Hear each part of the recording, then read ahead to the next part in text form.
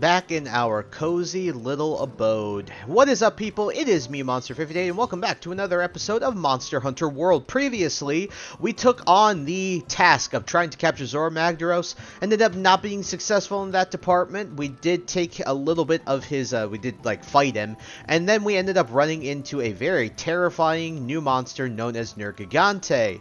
And so now we are tasked with going through the Great Ravine where Zorah Magdaros ended up escaping from our capture to see what lies for us there. The one thing I'd like to show off here is this little feature here.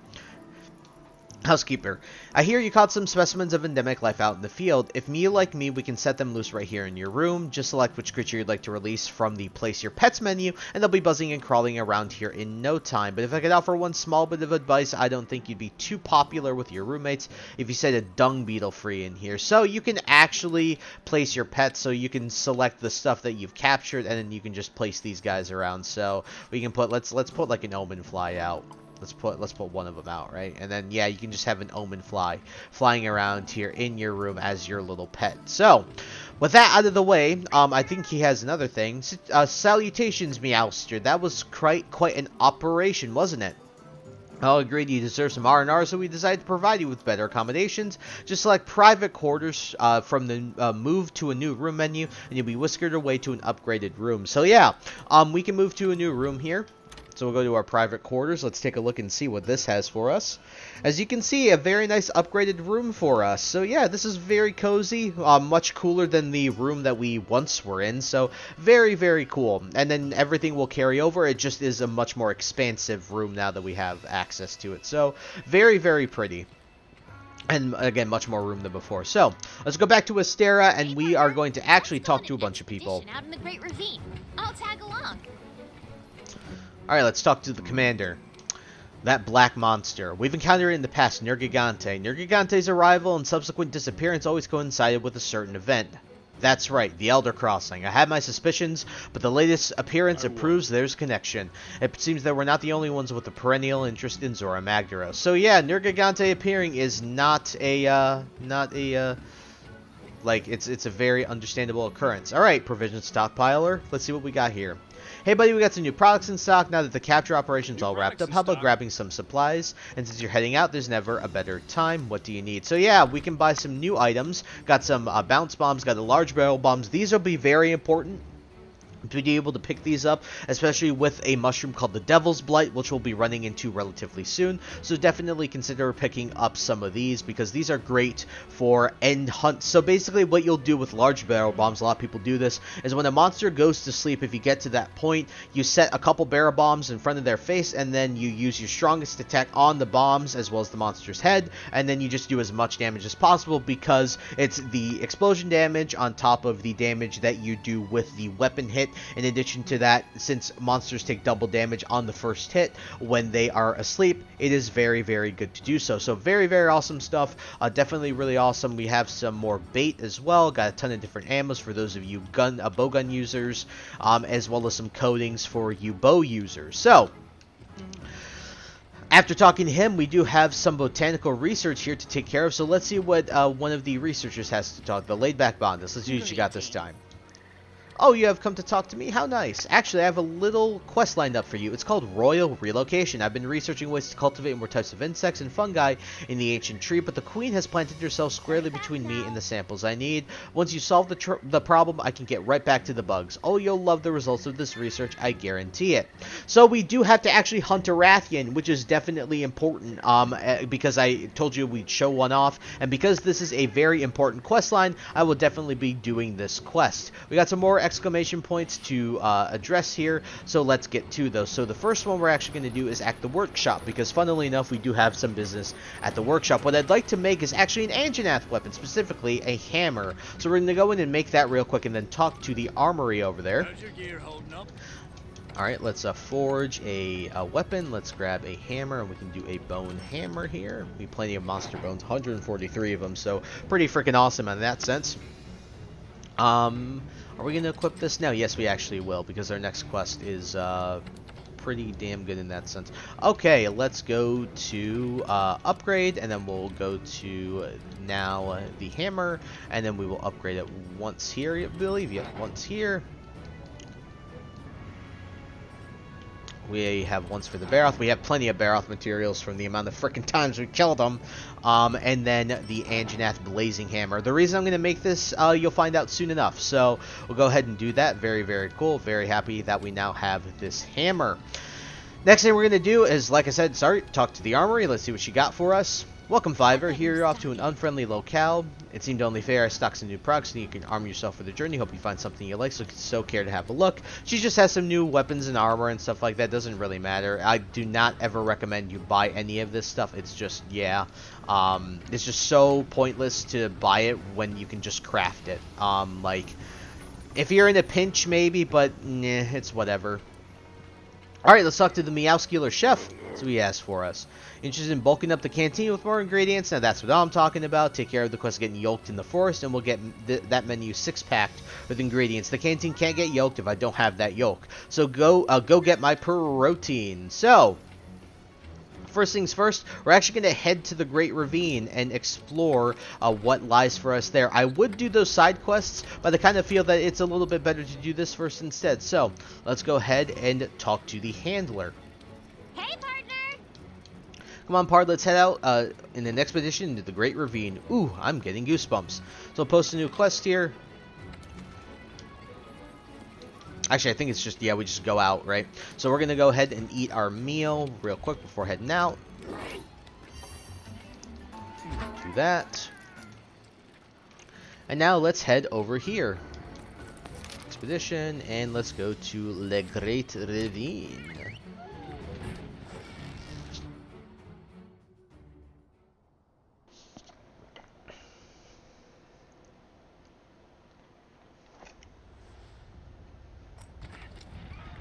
Great! We made it!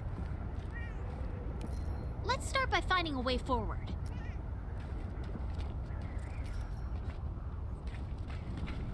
It's kind of fitting. My armor and my weapon look great together because of, obviously, they're made of the same monster. Damn, look at that. Dude, that still looks so good for today's graphics. Like, my lord, that's a great Zorah looking ravine. Magdaros went straight through. We didn't even slow it down. I'm guessing there's something pretty important on the other side.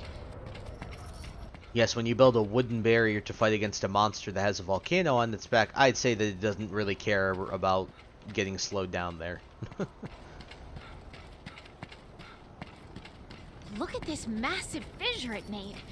This is the power of an elder dragon. I mean, it's why, like, look how deep that is. That's still so cool. Let's keep going here. We will walk up this way. We gotta be careful not to fall here. Oh, I think I'm running pretty far ahead of the handler. Come on.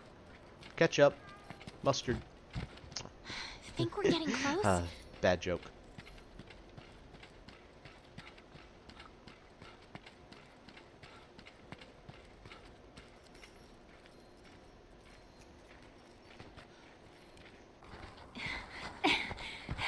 Oh.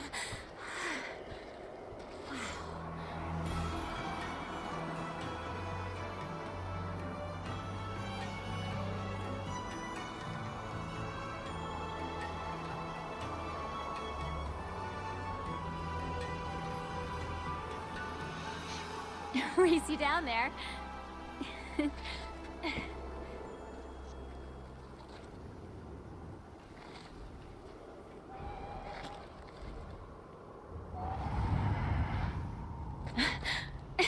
Come on, this way.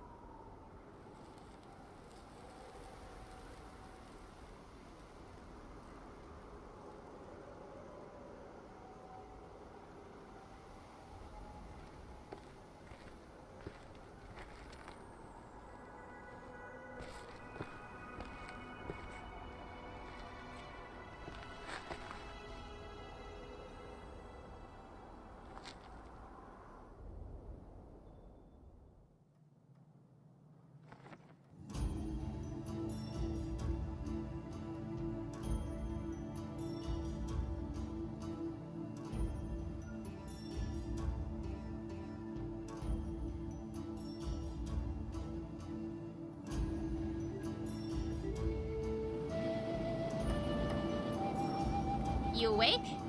I don't know where we are.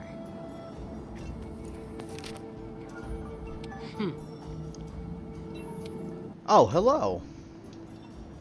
You're awake. Do you remember your fall? A friend of ours found you napping in the Vale and carried you here, but more to the point. Congratulations, you found the Third Fleet. I'm their leader to the extent that that still means something. And this is our research base. Our fleet consists entirely of scholars. Which fleet are you with? And how did you get here? What happened in the Great Ravine?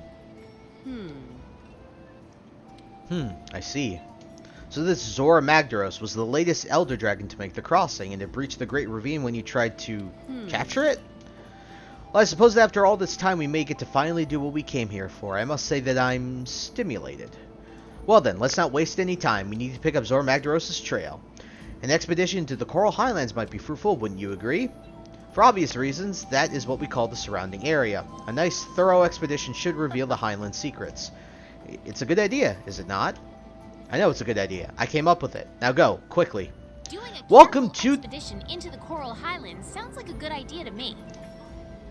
Welcome to the Welcome to the Third Fleet's research base. This is essentially like a mobile Astera, if you want to think about it. It doesn't have as many features here, but it certainly, certainly has pretty much everything else you'll need. It just doesn't have as many features. Now, this mechanic is extremely important, so if you give me 1 second here. Alrighty, folks, let's talk to the Elder Melder. Hey there, would you mind taking this? It's a charm. It's the subject of all my research. I believe it may improve one of your equipment skills, or even give you a new one. Go on, give it a try. Since being stranded in the Coral Highlands, I've been studying First Wyverian's melding techniques. It's been a long, arduous process, but at long last, I've managed to produce this one charm. I've been waiting for ages for a hunter to come along and try it. Out in the field, give it lots of love for me, okay? So charms, I'm just going to explain it. They're basically like, oh yeah, you can have a charm on you, and when it comes to charms, it's essentially an accessory that gives you defensive boosts, offensive boosts, whether that's giving you stronger fire attack, stronger affinity, stuff like that. So there's just a wide plethora of charms that you can use to upgrade and improve your gameplay as well as your hunts in general. Now, the Elder Melder mechanic is not available to us yet, so we won't be going over it, which is why I actually initially thought that we were going to go over it here for a second. But for the most part, that will be achieved later. So, just like the Third Fleet Master said, let's head out to the Coral Highlands to take a look at what we can do. So, actually, let me see. Is there a way that I can... So, you can buy stuff there. I don't know... Maybe down here, so you can change out your materials there. Is there a place to eat? Or am I actually might just eat when we go out in the field, so I think that'll be easier. So, without further ado, let's head out to the Coral Highlands.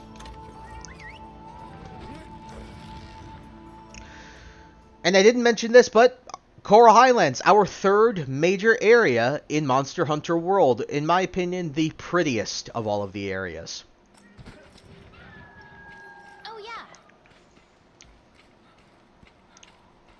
Alright, so we gotta hunt for a monster named Tzitzi-Ya-Ku, which is a very similar monster name to the Tzitzi-Ya-Ku. So let's go see what we can find out there. Alrighty. The Coral Highlands, as you can see, like, look at that. Oh, man, that's so pretty. Like, all of this actual coral. Look at those jellyfish, essentially, flying through the air. We'll do this.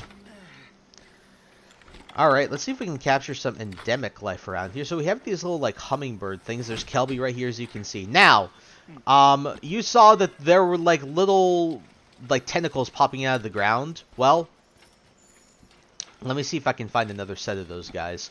Let's see if we can capture more of these. So we have to find a Tzitzi-Ya-Ku. Nope, can't do it there. So let's keep going this way. I guess we'll address those like tentacles that are coming out of the ground when I'm able to spot more of them. But let's go and follow these footprints and grab some more of these, grab some more of these, more of these. Got some more footprints. There, honey. Oh, we already have max honey. I should have deposited some before we came here, but that's okay. Right here is a bone pile, so definitely go ahead and grab this. There are new bones in this area, and that's also a new enemy, Shamos. Shamos are very much just like the regular Jagras of this area, so you can kill these guys. They have some materials that you might want, so we're going to do this. that, and that. Alright, I'm going to carve this guy for funsies. Get some materials from him. I believe there is another footprint here, so we can grab that. There's another footprint here. We're going to leave that guy alone, and we'll walk this way. I believe up this way is where we have to go.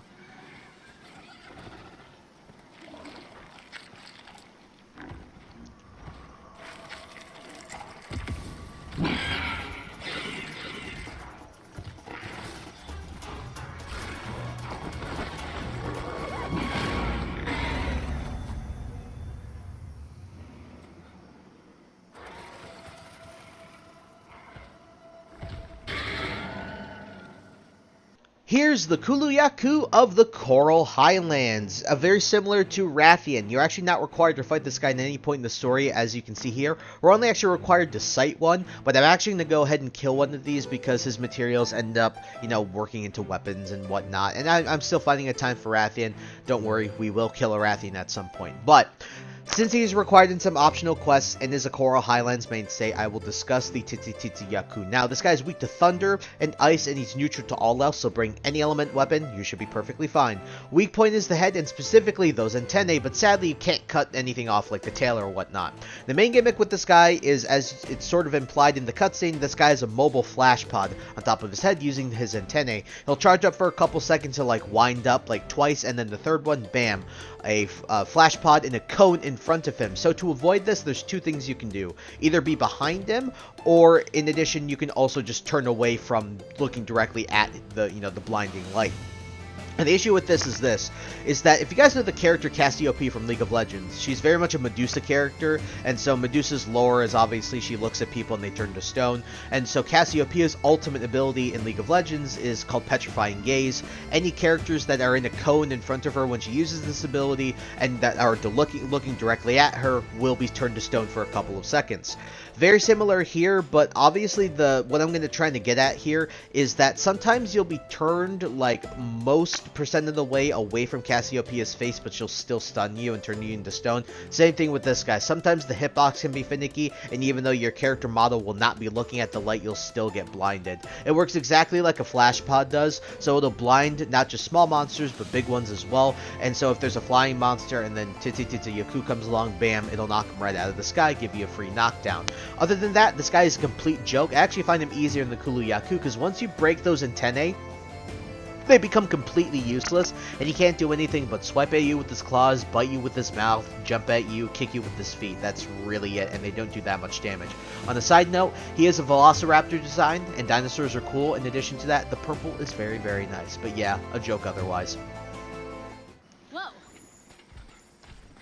Yeah, this guy's a joke. Like I mentioned in the voiceover, we're going to fight this guy right now. We're going to kill him.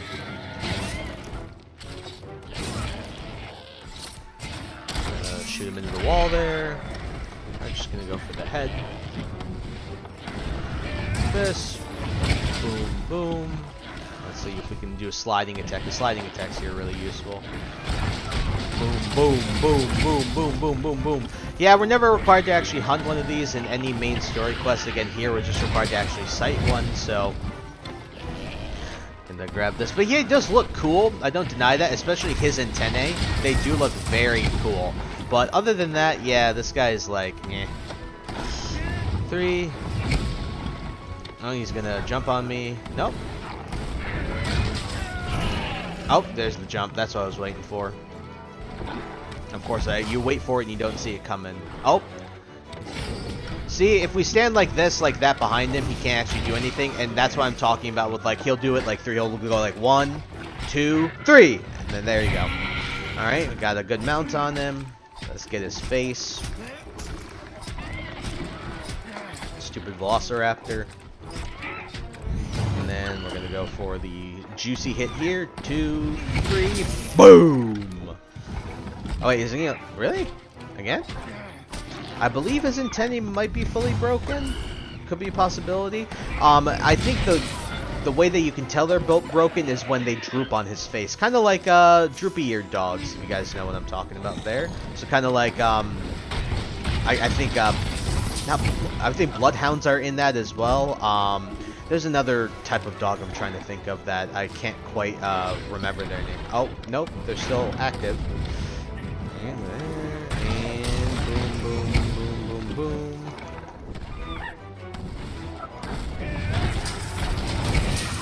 There. 1, 2, 3. Also, he has chicken noises, which is kind of funny.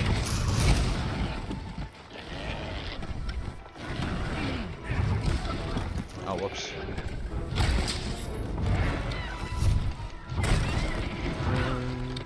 Oh, come on. He's a tiny guy, so...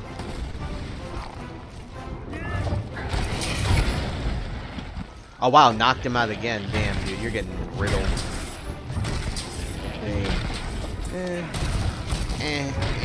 He's almost dead already. Whoops. See, he's yellow, by the way. He's not enraged.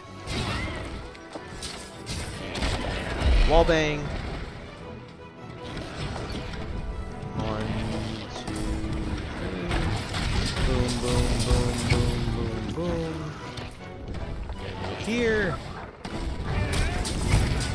Boom. Boom. Alright. He's basically dead. He's got some gashes here. We'll do that. The other thing we'll do a little bit here is we'll explore just a little bit after we actually knock this guy out. See what the Coral Highlands has to offer us. Sharpen. Alrighty, we'll climb up this way. Now, there are a lot of areas in the Coral Highlands that you'll notice that have wedge beetles because this area is very tall. It's very elevation heavy in comparison to the ancient forest. There's lots of drastic changes in height in this area in comparison, so... At least that's how I personally find it. He's going to be asleep here, isn't he? Yeah. So, grab this flash bug there. Very nice. You can get some more flash pods. And let's knock this guy out. Or, well, just kill him. 1, 2, boom!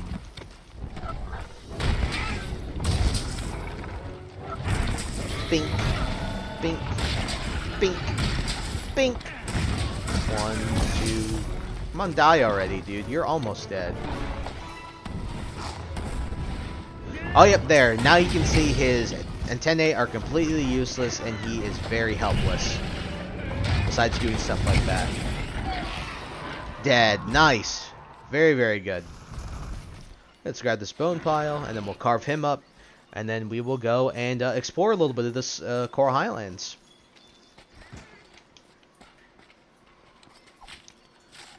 Alright. Because we do need to find a campsite, and there is one place I know exactly where to go that we can find that campsite. So, that's a nice carves in.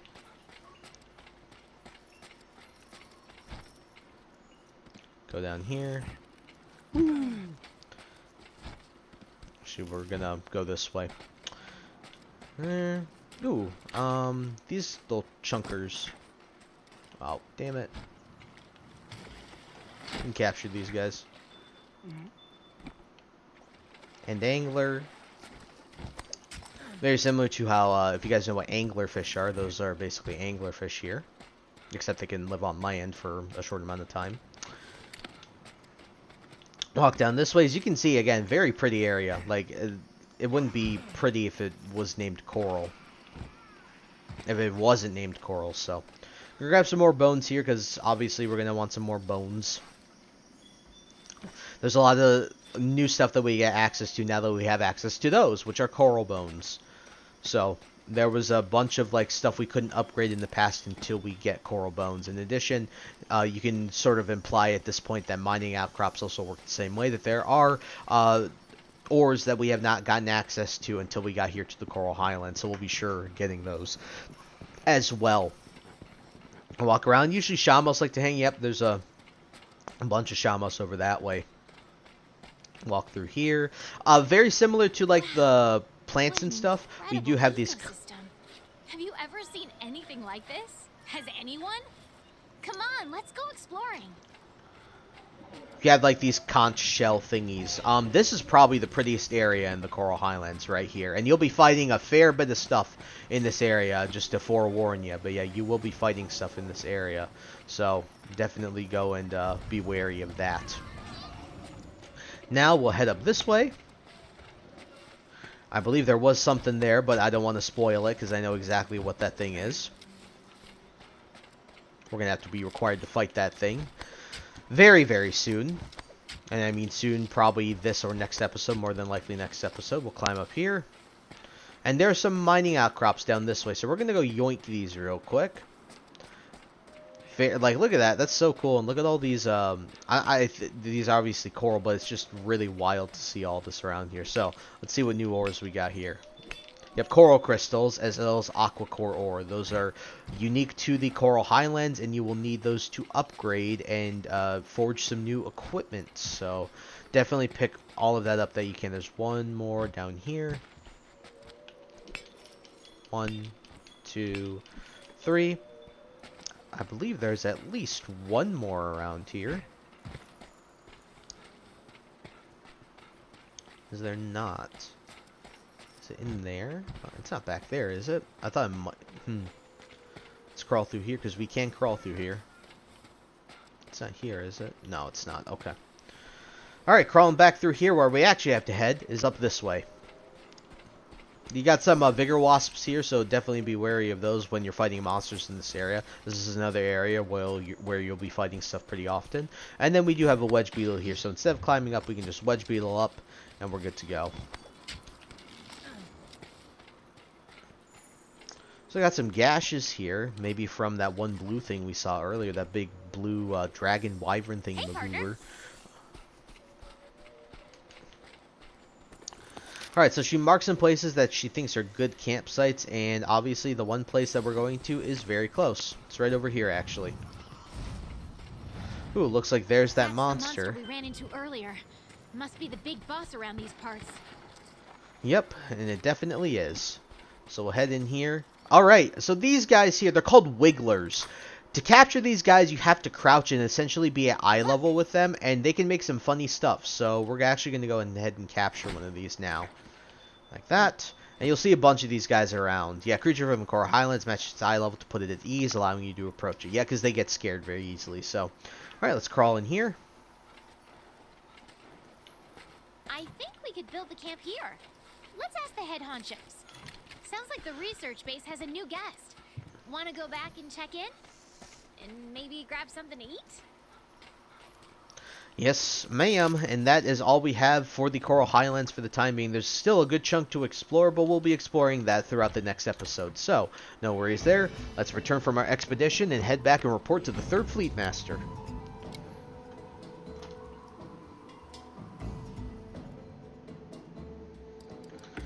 Yep, there's our Tzitzi-Ya-Ku materials.